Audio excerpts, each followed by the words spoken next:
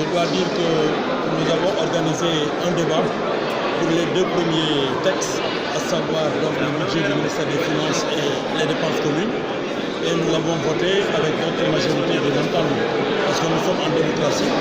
Les gens ont apporté effectivement les corrections qu'ils ont souhaité qu'on apporte. Ils ont aussi donné leur contribution.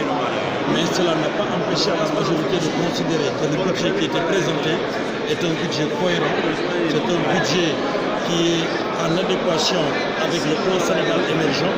C'est un budget qui est en adéquation avec le programme d'action prioritaire qui a été défini par le chef de l'État. Et c'est dans ce cadre-là que nous avons travaillé.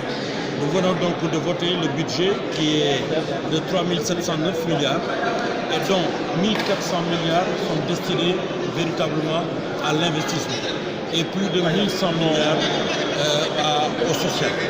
Donc le président de la République avait voulu que son gouvernement fasse une inclinaison vers le social et c'est ce que nous avons fait. Parce que quand vous créez de la richesse, il faut maintenant la distribuer.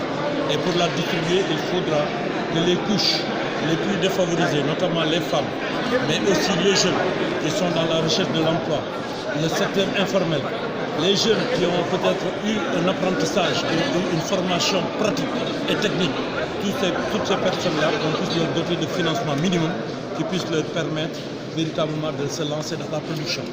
Cela n'est pas de la philanthropie, parce que quand on investit sur les jeunes, quand on investit sur le secteur informel, quand on investit sur la production, c'est parce qu'on veut encore améliorer la croissance.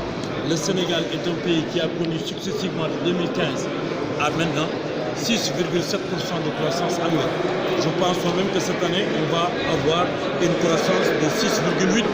Et la croissance qui est projetée en 2018, c'est une croissance de 7%. En attendant, évidemment, l'exploitation du pétrole et du gaz qui pourrait nous donner 1,5 point à 2 points de croissance supplémentaire. Il a surtout été aussi une question surtout du programme triennal d'investissement public, surtout avec la question de la répartition des ressources par région. Que répondez-vous à ces opposants qui considèrent qu'il y a un déséquilibre dans cette répartition? Non, il n'y a pas de déséquilibre. Par exemple, si vous prenez les ressources et que vous les rapportez aux populations des régions, en faisant le per capita, vous vous rendrez compte qu'il n'y a pas de déséquilibre. C'est-à-dire que nous avons malheureusement des gens qui souvent on leur donne des documents mais ils ne les exploitent pas. Le problème ce n'est pas de savoir qu'à Kaffrine il y a 114 milliards. Non, il faut rapporter les 114 milliards avec la population de Kaffrine. Il faut rapporter les 150 milliards qu'il y a à Kédougou avec la population de Kédougou. Et c'est en ce moment-là qu'on pourra faire des comparaisons. Il ne s'agit pas de dire que telle région comme la région de Dakar a 26%, la région de Thiès a 6,5%, la région de Kaffrine a 2,1%. Il faut rapporter ça à la population et en ce moment, vous avez un ratio per capita qui sera beaucoup plus crédible. Et quand vous faites cet exercice-là, vous vous rendrez compte que c'est un budget qui est équilibré. D'accord, le président, diriger une groupe, une majorité, ça sert à quelque chose, mais quand il s'agit de questions économiques, est-ce que vous ne devriez pas être plus regardant? Non, mais on débat depuis 10 heures. Ce que ces gens-là voulaient, c'est qu'on tombe dans le panneau du 23h qui va nous pousser finalement à reporter quoi que ce soit. D'ailleurs, il faut le savoir, dès le début de l'examen de la loi de finances, ils avaient déjà prévu qu'ils n'allaient pas voter la loi. Comment voulez-vous qu'on puisse s'entendre avec des gens comme ça? Donc tous les artifices et tous les points qu'ils posent, ça participe à retarder le processus du vote de la loi. Or, vous savez que la loi est encadrée. Aujourd'hui, à minuit, il faut que la loi des finances soit votée parce que le Parlement a 60 jours pour examiner la loi et la voter.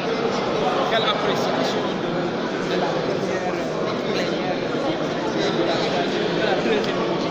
Oui, alors, une appréciation globale positive parce que nous venons quand même de travailler sur 60 jours. 60 jours, ce n'est pas un jour. Ce n'est pas 30 jours, c'est 60 jours.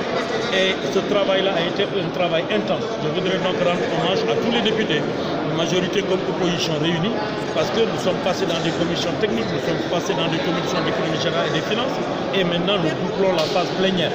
Vous savez, même parfois il y a des répétitions, mais comme on dit, la répétition est pédagogique. C'est pourquoi je considère que tout ça participe en tout cas à l'exercice de la démocratie, et c'est une très bonne chose.